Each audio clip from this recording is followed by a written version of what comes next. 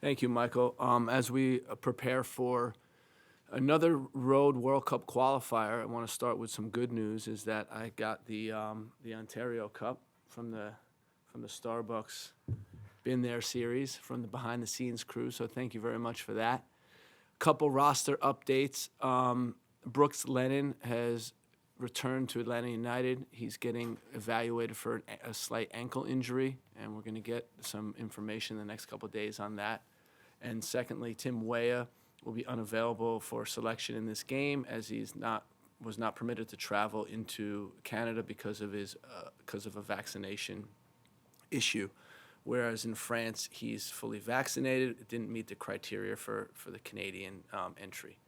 So moving forward, we have a roster of 25 players for this that can be selected for this game. Thank you. We'll begin with questions and start with Doug McIntyre from Fox. Thanks, Michael. Congrats on getting the mug, Gregg. Yeah, I mean, you Canada, you guys at home. It's the only home game you didn't win. I'm just curious how much you're using that as motivation, to sort of want to return the favor tomorrow. Thank you. Well, I think it's more than that, Doug. When you think about Canada right now, they're top of the table, and we're in second place. So there's an opportunity to become number one in the table, and that's valuable. The second thing is anytime you can prevent a team from getting maximum points at home, that's also valuable. So the way we're looking at it is they've been doing a great job. We know it's a difficult team. We know it's going to be a good game. And it's about competing and playing our game. And if we do that, we think we can be successful. Next would be Brian Strauss from Sports Illustrated. Thanks, Michael. Hey, Gregg. The second game in each of the three windows has been a real grind. No wins, 2 goals scored, not a ton of chances. There's a lot of focus on the first game of a window, and then I think you've had the depth and the fitness and the chemistry to do well when there's been a third game. But the second one has been tough, and so I'm curious what you think might be going on there, if anything, and if there are any factors that might be in play that you control heading into tomorrow. Thanks. Yeah, that's a good point, Brian. We've been looking into that, and we don't know if it's a coincidence or what, but certainly the numbers have been down in the second game of the qualifying groups, and we want to change that. There's no question about it. We feel. We got almost everybody available. We feel that we're healthy. We know it's going to be a tough game, a physical game, and we're looking forward to the competitive nature of that game. One major takeaway that we've had since my time as coach is that first Canada away game in the Nations League is where we really fell flat from a competitive standpoint. So that's the emphasis in this game. We know that they're going to be fired up. We know they're playing in front of their home fans, and we know they're going to be confident, and it's going to be a competitive game. And it's if we can embrace that, we'll be okay, and it's a good opportunity for us to move up in the standings. Next will be Stephen Goff from the Washington Post. Hey, Gregg. Thanks for your time. You've observed CONCACAF as a player and a coach over the years closely. What do you make of this program, and how do you explain their success in this qualifying cycle and them being top of the group? Well, I think it's similar to us, is that they have a young player pool. They have highly talented players. When you think of Alphonso Davies and Jonathan David and Kyle Larin and all the guys, Tejan Buchanan and Jonathan Osorio, they have a talented group of players. Let's make no mistake about it. If you guys remember what I said in 2019 after we lost them, I said it's a good team. I didn't think that team was given enough credit. And here they go a couple years later, top of the table after 9 games. They're a well-coached team. They know how to play. They have a clear philosophy. And, they deserve to be where they are right now. So for us, it's an opportunity. That's all it is, an opportunity to try to get first in the group, and that's where we want to finish. So to do that, we're going to have to have a good game against Canada. Next will be Grant Wall.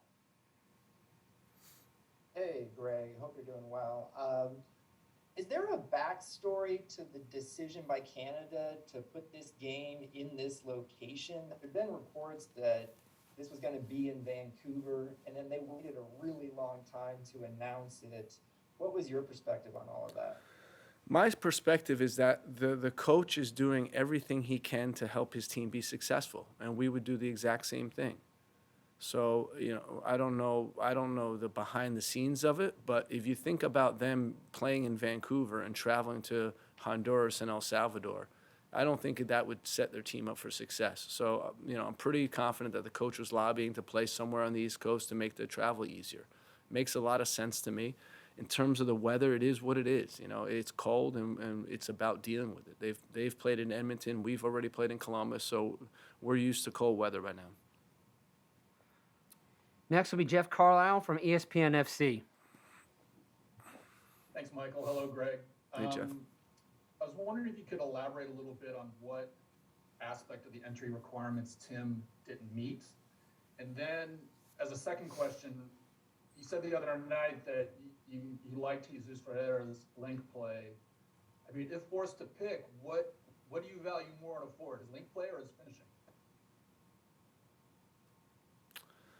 I think his finishing, the sample size is too small. Jesus is a very talented player. He set up the goal. He set up a number of other chances, and he had chances for himself. And I think that's all you ask for in a striker, is to be able to provide chances and create and have chances for yourself in each game. And he had that.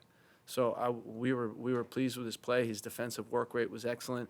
He checked all the boxes except for putting the ball in the back of the net. Again, the sample size for Jesus with the senior national team is very small, so time will tell on that. In terms of Timmy, he had one shot, one vaccination.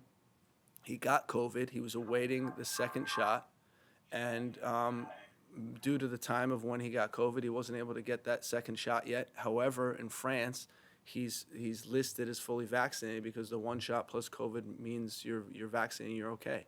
And as a technicality, it wasn't acceptable in Canada.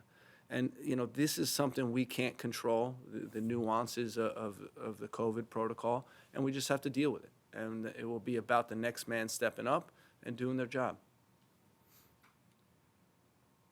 Next will be Sam Stejskal from The Athletic. Thanks, Michael. Thanks, Greg. You said, real quick on the way, I think, just to clarify the final point there, you said after the roster was announced that you guys would have everybody on board for the Canada game. When did you learn that he wasn't going to be able to travel? And then I also wanted to ask you about Ricardo Pepe. Obviously, he's played a lot for you guys to close 2021. Didn't come into the match on Thursday. What have you seen from him in training and in his start at Augsburg, and what was the decision or the reasoning to not play him against us? I had a conversation with Ricardo, and it was really open. You're 18 years old. You're the future of this program, and we just have to be patient right now. It's been a lot on your plate these last couple months with your transition to Augsburg, heavy loads with playing the games. And so for Ricardo, we know he's going to help this group. We know he's going to help this group both in the short term and the long term. It's just about being patient. Like any player, we talk about what are we looking for, what's the specific game plan against this opponent, and then we pick the player that fits it the most. And in this particular case, we felt like Jesus fit better. Doesn't mean Ricardo's not a great player. It doesn't mean he doesn't have other strengths. It means that we just chose for Jesus in that particular game. Next will be Drake Hills from the Tennessean. Yeah, Greg, wanted to talk to you about something that Walker mentioned, which was potentially the performance he's had in quote-unquote big games, and something that I guess previously he didn't have on his rap sheet with the senior team. I'm curious to know which games, what you saw in those big games as well, that has led him to be someone that you can count on at the center back position. Well, any World Cup qualifier is a big game. That's what we're calling them. So when you think about his first match was against Jamaica at home, and he put in a man of the match type performance, dominant in every duel, winning everything, good and build up, excellent performance. And we've just been watching him since then, and he's been very consistent, played very well in these games. Mexico was another very strong game that he had. And to be fair, he's stepped up and earned the position. And again, I thought he had another good game against El Salvador, and he's been good. So give him a lot of credit for what he's done to get himself into this. One thing I neglected to mention was Sam's first part of his question. I just remembered it. Sorry about that. We learned of this a couple days ago, Sam, and this was a nuanced technicality that we were hoping was going to get pushed through, and unfortunately it didn't.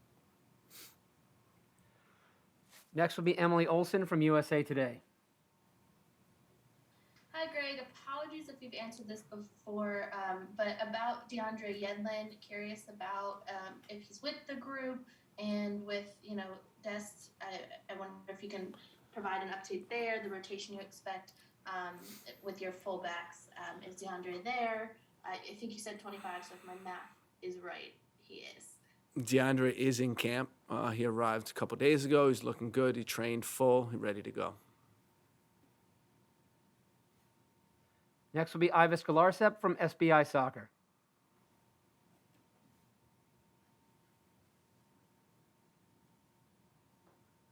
You guys hear me? Okay. Yes. Greg, obviously one of the kind of topics making the rounds now is first half goals versus second half goals, and how, obviously you guys have had strong turnarounds, but the goals haven't been flowing so much in the first halves. How much of a concern is that for you, or do you kind of look at the chances that you're creating and feel that maybe eventually it will turn around? Is that a concern for you? 2 goals in first half so far. And as far as Christian goes, he looked pretty frustrated in that first game. Obviously, the playing time hasn't been consistent at Chelsea. How do you kind of manage, a player dealing with issues like that? And it looks like his linking with his teammates with the U.S. is a little off. Is that just lack of games with some of these guys? What do you attribute that to? Yeah, I don't know. I don't know if frustration is the right word for Christian's performance. He's a guy that does everything he can for the team to be successful, and he's a guy that you can count on him giving the effort needed to help the team, and I think that's the most important thing. And for us, for his teammates and for himself, it's just understanding that every player has their role within the team, and it's a very balanced team, and we don't need one guy to be the hero necessarily. And I think there's maybe some unwanted pressure that Christian's putting on himself, because he's a great teammate, he's a great player, and he can be the perfect game changer for us used in the right way. And for us, it's just getting the ball in good positions that he can hurt the opponent. And when we can do that, I'm confident that he's going to make an impact. You see, there's not too many players that arrive in the penalty box with the momentum and the speed that he does. So we have to do a good job of getting him the ball. He made some great runs the other night, and unfortunately the crosses weren't there. Regarding the first half versus second half goals, I know it's a theme because it's a weird type of stat, but again, I'll reiterate that we've created enough in the first half to score more goals.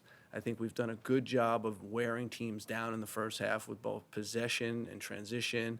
So, we're doing a decent job. I think the last thing is just finishing those attacks, and we definitely had some the other night that we could have scored. We could have been up 2-0 in the first half, but we weren't, and that's something. I'm happy that the team shows enough poise and composure to come out in the second half and still play strong. Next will be Nico Contour from Telemundo. Hey, Greg. Hey, Nico. Quick question about the big games. What is it about them that kind of elevates your game? Because obviously you guys have your reasonings on, why playing against El Salvador at home didn't look as good as when you guys played Mexico at home. In my opinion, that game against Mexico was perhaps the best game that the U.S. played in the qualifiers. What is it about stepping up to the plate at such a big stage like tomorrow that elevates your guys' game? I think I was unduly hard on the team after the El Salvador game. when I watch the tape back, I think it's just about expectations versus reality, right? The most important thing is winning the World Cup qualifier. We did that. Then when I look at the tape, our expected goals was three expected goals in that game. That's a good number. When you think about Canada's 3-0 win against El Salvador on the third game of the window, their expected goal value, was 2. So we did a great job of creating chances, very good job of limiting their chances, and that's a strong performance. I gave El Salvador credit for being a very gritty team and difficult team to break down. We still have a ton of possession and created a number of chances. So I agree that if Mexico was a great performance, I still think El Salvador was a good performance, and we got the job done. I think when you talk about games versus Mexico, there's a heightened intensity. Game against Canada, there's going to be a heightened intensity because of the nature of the opponent. And it's natural for players to raise their game just a tad. But I still think the other games, our intensity and our performance was in order. Next will be Paul Tenorio from The Athletic. Thanks, Michael. Thanks, Greg. In Nashville, I think Canada kind of surprisingly.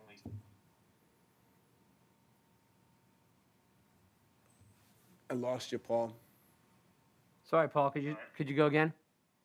No problem. In Nashville, Canada sat deep against you guys. It was somewhat surprising. What are you expecting to see out of them tomorrow? And how different is this team without Alphonso Davies and his ability to kind of stretch you guys and be what he was in transition for them in Nashville? Thanks so much. They still have some great players. When you think about speed of Tejan Buchanan, he can do that. When you think about Jonathan David, he's got the quality. I think he's one of Europe's top strikers right now. Kyle Laren's always been a very good player, good striker. So they have weapons. I think that it was surprising the way they approached that game, but when I look at how they create chances, a lot of them are from counterattacks. Honduras was no different. Now, they may take a different posture at home, but who knows? We're preparing for everything, and we'll be prepared either way. We'll take a couple more questions for Gregg and continue with Neil Davidson from the Canadian Press. Michael, hello, Greg. Hey, Neil. John Herdman on one of his past calls with the media up in Canada had mentioned in passing that he just got off the phone with you, comparing notes about conditions somewhere or talking world football or something. Your rivals tomorrow, but there's a brotherhood in coaches. What's the relationship like with John? It's a good relationship. I think that it's a relationship filled with mutual respect. He's done a great job with the program. I said this over and over. I think it's the talented players that the group have, but it's also his strong leadership and painting a vision for where the Canadian program can go. And I think once you have people buying into that vision, it's no surprise that they've had the success that they've had. We've been able to bounce some ideas and some notes off of each other through qualifying. We're pulling for the Canadian team to qualify. There's no secret about that. And, it's only tomorrow that I want them to lose. And then every other game, I'm happy that they win. Last question goes to Kyle Bond from the Sporting News. Thanks, Michael. Thanks, Greg, for your time with us. I appreciate it. Obviously, we know the heavy hitters on Canada's attacking front, Jonathan David, what threat they bring. But they didn't hold a ton of possession against Honduras and were outshot. But they seem comfortable with that. What are some things that you and your staff have identified in the preparation here as Canada's strengths? And how do you expect they might approach the match against you guys, given what we saw against Honduras? Yeah, it's hard for me to even speculate, and I don't think it's a good use of my time to try to speculate what they're going to do in the media. The coach has his own game plan, and we're going to have to adapt. We prepared for every scenario that they can give, and then now it's just about executing. Whether they're sitting deep, whether they're high pressing, whatever it is, they have the talent to execute it. And for us, it's about how do we withstand that and then hurt them by ourselves with what we can do.